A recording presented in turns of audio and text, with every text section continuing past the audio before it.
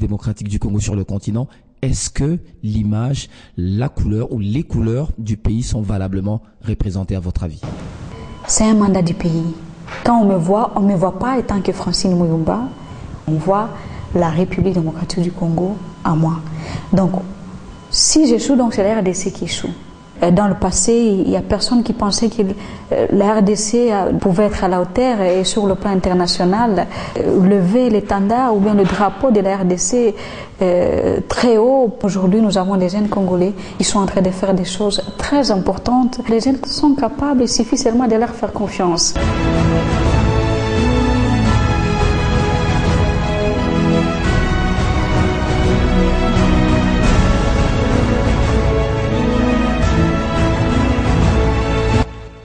Qui l'y crut?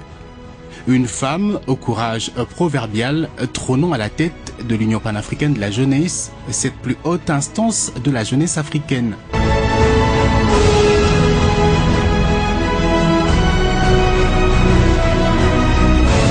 Il s'agit de Francine Muyumba, cette Congolaise qui fait la fierté du pays de Lumumba dans les concerts des nations. En 2 ans, la présidente, qui constitue en elle-même toute une légende, a réussi à carburer les énergies juvéniles de tout un continent pour une cause commune. L'événement méritait son pesant d'or.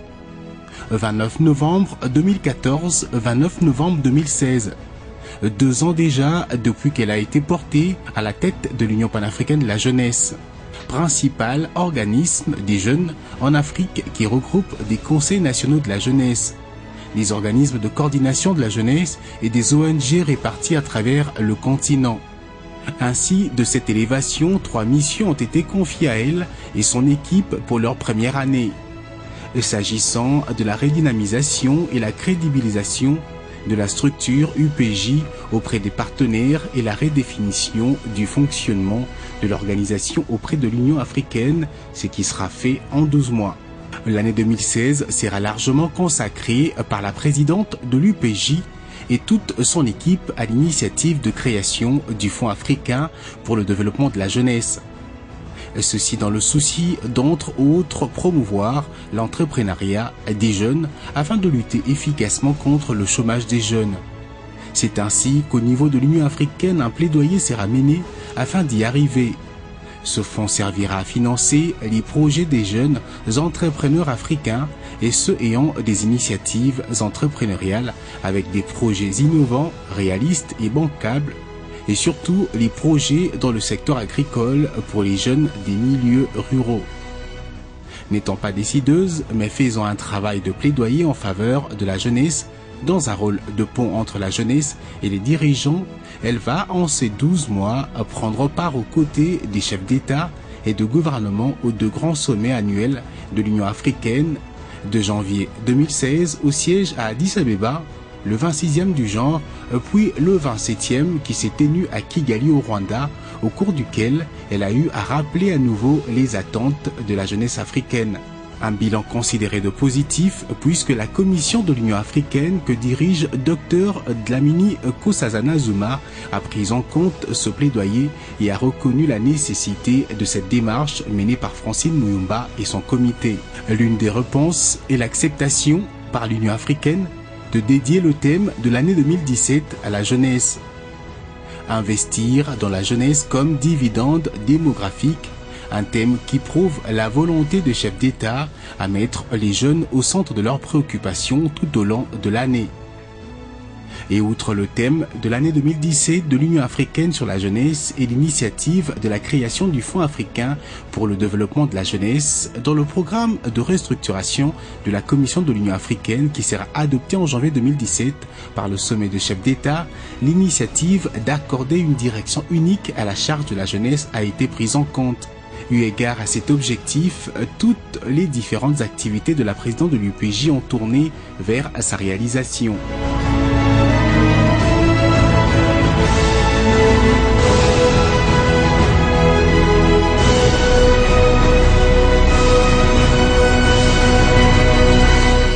Aux jours qui ont suivi le 29 novembre 2015, date à laquelle l'équipe dirigée par Francine Muyumba a totalisé une année de gestion, dès le mois de décembre de cette même année, la présidente de l'UPJ, sa charge étant immense, a continué son plaidoyer au quotidien, avec à la clé des descentes sur terrain, à la rencontre de dirigeants et des jeunes au niveau national en RDC, son pays, et international en Afrique comme en dehors de l'Afrique.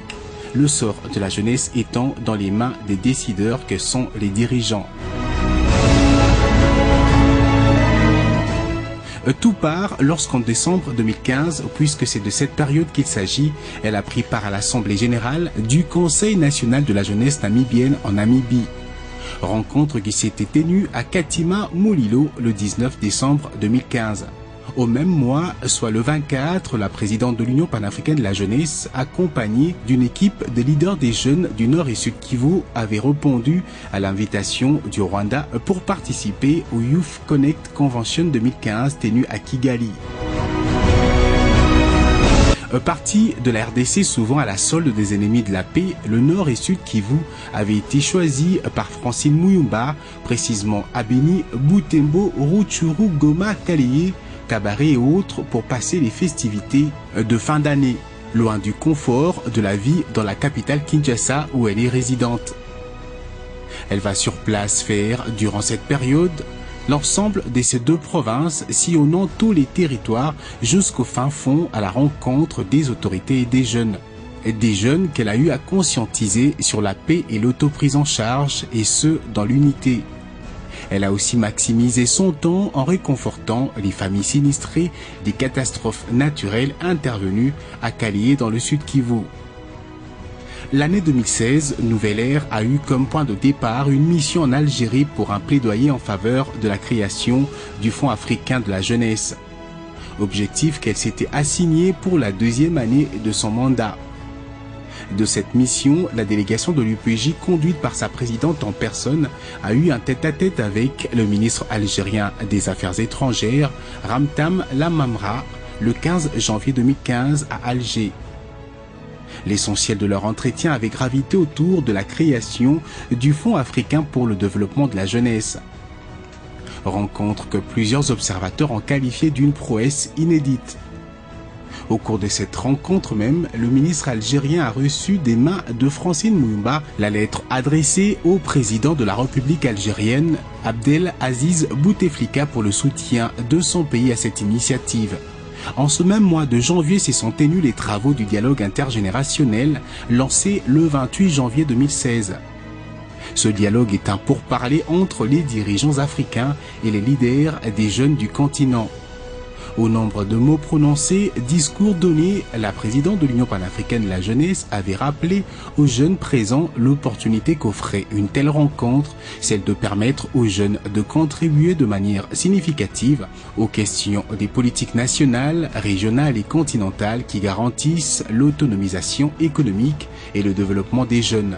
Les discussions ont été fructueuses et les recommandations des jeunes légions, à l'exemple du souhait de voir être mis en place un siège permanent de l'Afrique au sein du Conseil de sécurité des Nations Unies, car ce dernier traite plusieurs problèmes africains sur l'Afrique. Les jeunes Africains avaient également abordé la question de l'insécurité sur le continent, le terrorisme et l'extrémisme, tout en interpellant les dirigeants africains à trouver des solutions pouvant garantir la paix et la sécurité dans tous les coins du continent. La partie des autorités a été représentée par les responsables de la Commission de l'Union africaine, dont sa présidente Dlamini Nkosazana Zuma. Autre présence, celle des ministres algériens, gambiens et le chef de la diplomatie congolaise en ce temps, Raymond Tchibanda. En février, du 1er au 2, a eu lieu une rencontre importante au siège des Nations Unies, une session du Conseil économique et social des Nations Unies.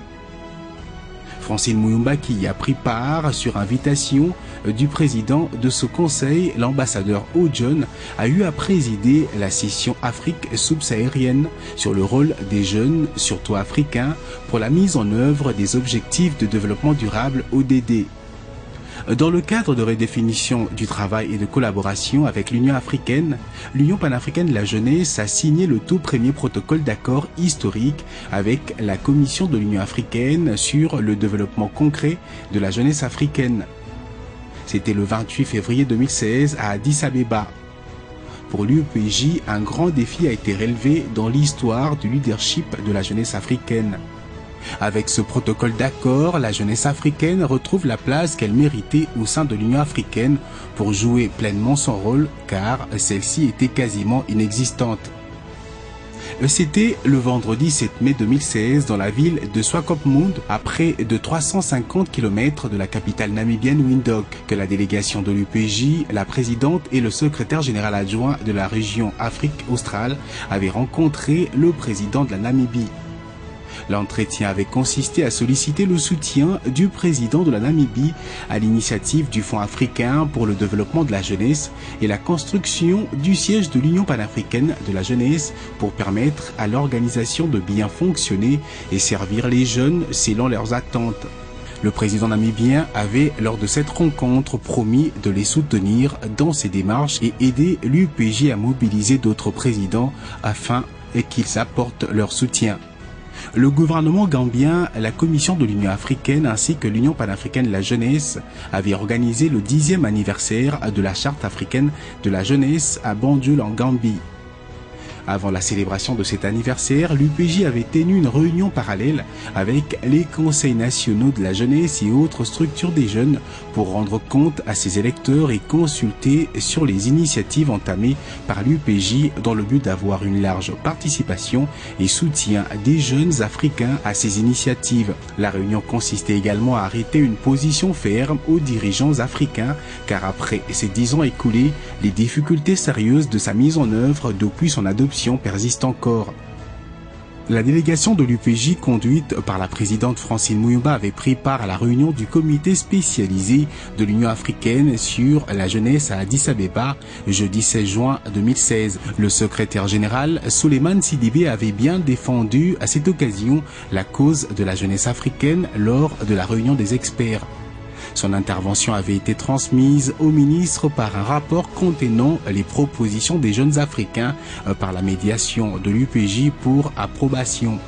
À cette même réunion des ministres africains de la jeunesse, l'initiative de la création du Fonds africain pour le développement de la jeunesse fut adoptée grâce au lobbying mené par l'Union panafricaine de la jeunesse. Accueillie à Bujumbura par les autorités et la jeunesse burundaise le mercredi 23 juin 2016, la présidente de l'UPJ, conduite par une association de jeunes femmes burundaises, a visité un orphelinat et home de vieillards des sœurs catholiques de Mère Teresa avant d'échanger avec le même groupe des jeunes femmes dans la soirée sur le leadership féminin.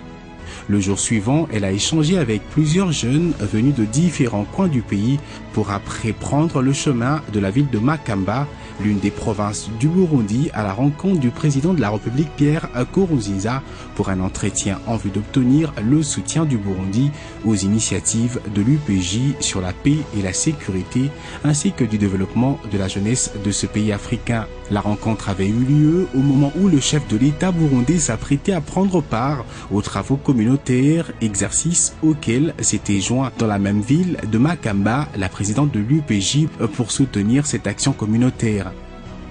Autre visite sur place dans cette maison qui héberge les jeunes et enfants vivant avec handicap. Avec la ministre de la Justice, il était question de solliciter un échange avec des jeunes en conflit avec la loi et détenus à la prison centrale de Bujumbura. La permission accordée, la rencontre aura lieu et pendant plus de 3 heures. 3 heures avec des jeunes qui, à les entendre, sont simplement victimes de manipulations politiciennes.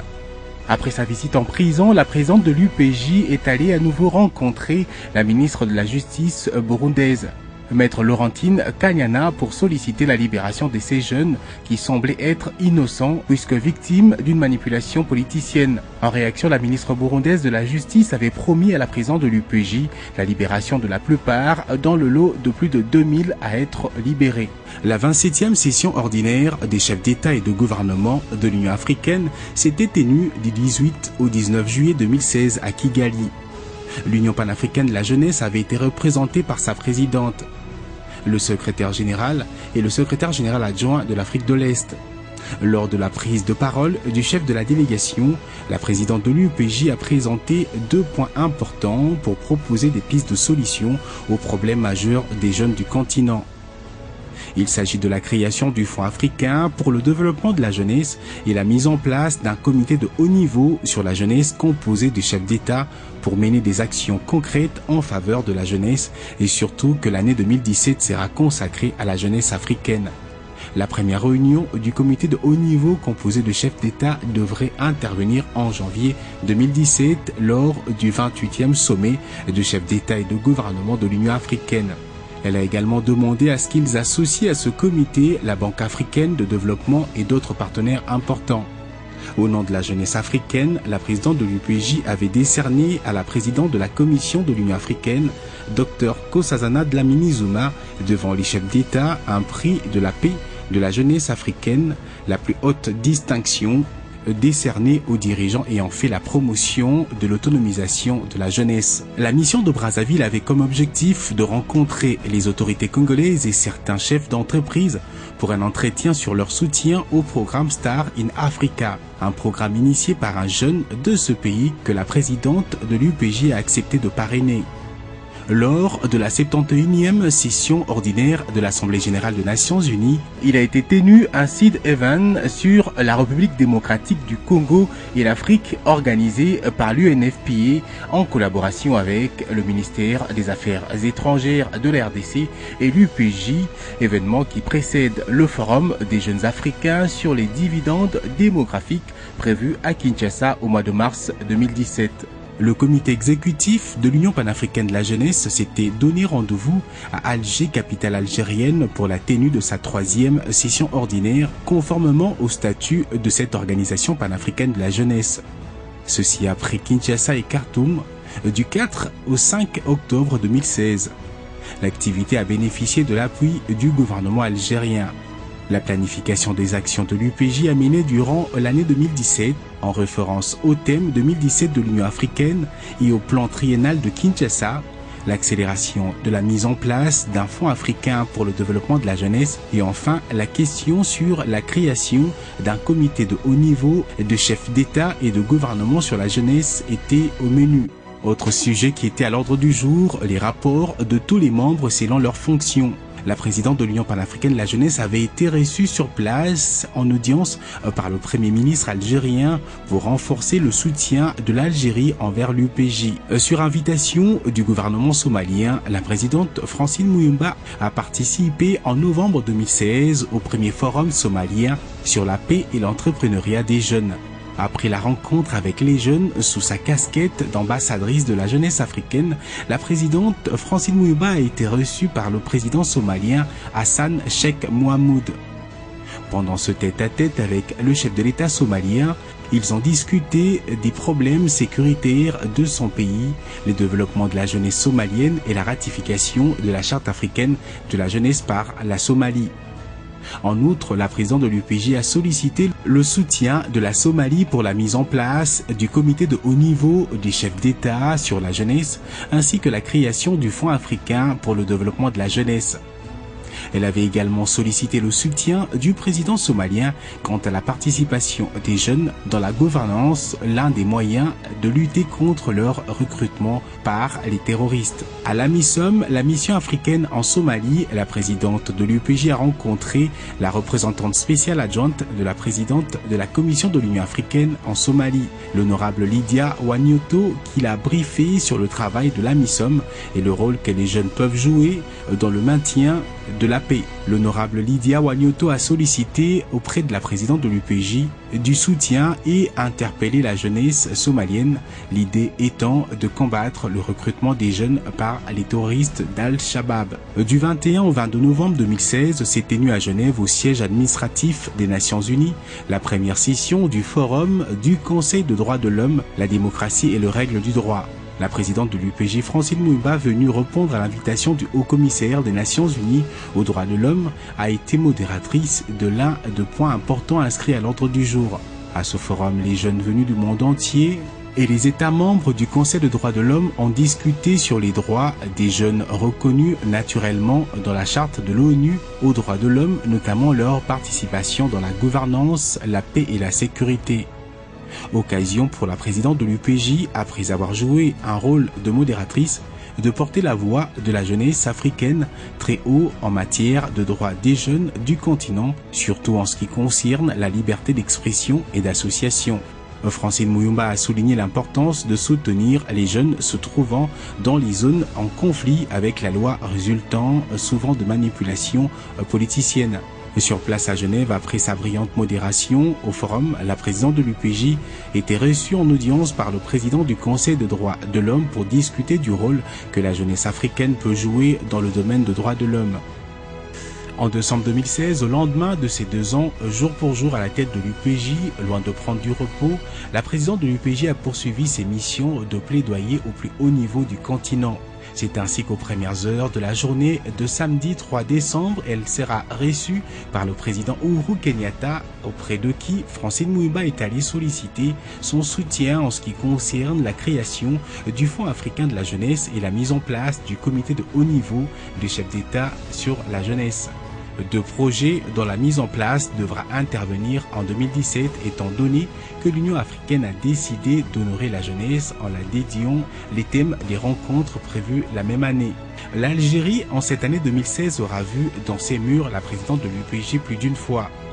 Au mois de décembre, une grande rencontre économique s'agissant du Forum africain pour les investissements et d'affaires a vu le jour. Arrivée dans la ville d'Alger, la présidente de l'UPJ devait répondre à l'invitation du gouvernement algérien afin d'intervenir comme oratrice de ce premier forum africain d'investissement et d'affaires. Francine Muyumba a présidé le panel sur la jeunesse et la diaspora avec le focus sur l'entrepreneuriat chez les jeunes et les femmes.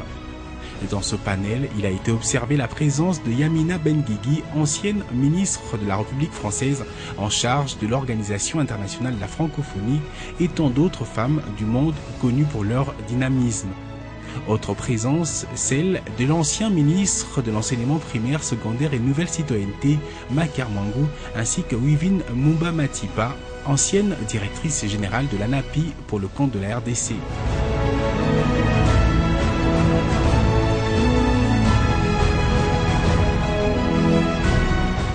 Le volume des activités de la présidente de l'Union panafricaine de la jeunesse à travers la planète Terre ne lui fait pas oublier ses racines. La rétrospective 2016 se fait un agréable devoir de vous présenter ici quelques ardeurs de la présidente sur le sol de ses ancêtres. La présidente de l'UPJ a effectué une descente à l'université de Kinshasa le jeudi 17 mars 2016. Une descente qui a eu lieu après avoir reçu en audience dans la matinée de cette journée une délégation des étudiants venus lui faire part des difficultés qu'ils connaissent dans leurs institutions universitaires. Au campus de l'université de Kinshasa, la présidente Francine Muyumba avait rencontré le recteur, le secrétaire général académique et la coordination des étudiants. La présidente de l'UPJ a eu d'intenses activités le samedi 19 mars 2016. Elle avait reçu en audience plusieurs structures des jeunes congolais, entre autres le conseil de surveillance de la Fédération nationale des jeunes entrepreneurs du Congo FNJEC, élargie à la coordination et aux commissions de cette structure. Par son président, l'association des jeunes sourds et malentendants du Congo avait présenté auprès de la présidente de l'UPJ une série de revendications, notamment le souhait que toutes les plénières du Parlement soient interprétées en langue des sourds et malentendants, langue gestuelle. La présidente de l'UPJ avait parrainé le 31 mars 2016 à l'université de Kinshasa les activités des jeunes étudiantes de différentes universités et instituts supérieurs de la ville-province de Kinshasa pour la clôture du mois de mars dédié à la femme, ce avec l'appui de Vilsco, Huawei et d'autres partenaires. Avant de se lancer dans les activités qui étaient prévues pour cette journée, le football, le marathon, le karaté, le basketball et autres, la présidente de l'UPJ avait d'abord animé une conférence sur le leadership féminin et les efforts que devrait fournir chaque femme pour son autonomisation. À travers le sponsoring de Vlisco et Huawei, les gagnantes de ces différentes disciplines avaient bénéficié des pannes Vlisco ainsi que d'autres cadeaux des produits Huawei. Le samedi 16 avril 2016, l'association des jeunes journalistes congolais pour la paix et le développement avait été reçue. 3 points importants ont été débattus. Il s'agissait premièrement de préparer un cahier des charges contenant des propositions concrètes sur ce qu'ils devraient faire ensemble, promouvoir les initiatives de jeunes dans les médias congolais et enfin prendre le devant pour la mise en place en Afrique d'une union panafricaine des jeunes journalistes qui aura la charge de défendre les intérêts du continent selon l'agenda 2063 de l'Union africaine. Juste avant, l'association des jeunes journalistes, elle avait reçu le club de réflexion de l'Union africaine. Avec eux, l'échange avait porté sur la nécessité d'inculquer à la jeunesse congolaise en général et aux universitaires en particulier la notion du panafricanisme. La présidente de l'UPJ avait reçu en audience l'équipe de Pygma qui organise le concours Miss Congo 2016 avec l'appui du ministère du Tourisme, mais également les filles candidates. Une innovation dans l'organisation de cette année consistait à rendre les jeunes femmes et filles candidates des stars tout au long du show et des véritables miroirs à des aspirations pour des millions de spectateurs. Le concours Miss Congo n'était pas seulement un concours de beauté ni de défilé de mode, mais aussi un cadre d'évaluation intellectuelle de la jeunesse féminine congolaise. L'ambassadeur de la République arabe d'Égypte à Kinshasa avec la présidente de l'Union panafricaine de la jeunesse ont eu à s'entretenir sur le soutien de l'Égypte à la création du Fonds africain pour le développement de la jeunesse, sujet clé des préparatifs des 2 sommets des chefs d'État et de gouvernement de l'Union africaine en 2017, année consacrée à la jeunesse africaine. À cette rencontre, les questions concernant les pays du bassin du Nil et bien d'autres ont été abordées par les 2 personnalités. La présidente de l'UPJ avait reçu le samedi 4 juin les coordonnateurs des étudiants de différentes institutions de Kinshasa réunis au sein de la représentation des étudiants du Congo REC. Leur visite consistait à présenter à la présidente de l'UPJ leur campagne ABC. À travers cette campagne, les étudiants sollicitent auprès des autorités une implantation des cantines estudiantines dans toutes les universités et instituts supérieurs, d'abord de Kinshasa et après de la RDC. Une baisse de prix de transport pour les étudiants ou mettre à leur disposition spécialement un bus Transco.